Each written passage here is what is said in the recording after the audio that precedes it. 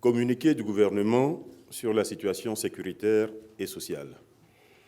Les 5, 6 et 7 janvier 2017, des soldats ont manifesté dans plusieurs villes de Côte d'Ivoire. Le président de la République a immédiatement dépêché le ministre auprès du président de la République, chargé de la Défense à Bouaké, pour écouter les soldats et comprendre les motifs de leur mécontentement. Ces soldats revendiquaient d'une part le paiement de primes et d'autre part l'amélioration de leurs conditions de vie. Il est à noter que ces soldats, issus des ex-forces armées des Forces Nouvelles, FAFN, avaient été désignés pour participer à des opérations de sécurisation du processus de sortie de crise de 2007 à 2011. Les dispositions de l'accord politique de Ouagadougou prévoyaient à l'époque leur prise en charge par le budget de l'État. Durant toute cette période, ces soldats n'ont perçu ni prime ni salaire, contrairement aux autres soldats. Concernant leurs conditions de vie et de travail, les soldats ont exprimé des préoccupations de toutes les forces armées sur la qualité de l'alimentation dans les casernes, l'équipement, le logement, ainsi que le délai d'avancement d'un grade à l'autre. La question des primes dues n'ayant pas fait l'objet d'une gestion diligente de la part de la hiérarchie militaire, le président de la République a autorisé que celles-ci soient payées selon les modalités arrêtées à l'occasion des discussions entre les soldats et le ministre auprès du président de la République chargé de la Défense.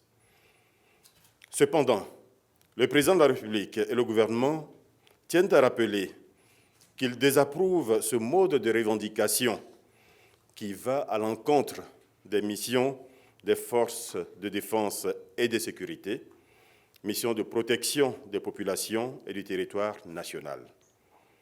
Dans ce cadre, les soldats ont l'obligation de faire preuve de discipline et de rassurer l'ensemble des citoyens par leur comportement. Par ailleurs, des dispositions ont commencé à être prises pour améliorer les conditions de vie et de travail de l'ensemble des militaires, des gendarmes et des policiers, conformément à la loi de programmation militaire et à la loi de programmation des forces de sécurité intérieure, votée le 11 janvier 2016 par l'Assemblée nationale. Le président de la République et le gouvernement déplorent les événements du mardi 17 janvier 2017 qui ont occasionné 4 décès et plusieurs blessés. Et ils expriment leur compassion à toutes les victimes ainsi qu'à leurs familles.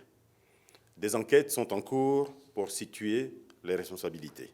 Le président de la République a instruit les grands commandements de l'armée, de la gendarmerie et de la police, ainsi que le ministre chargé de la Défense d'initier des rencontres avec toutes les composantes de nos forces de défense et de sécurité afin de recenser toutes leurs préoccupations.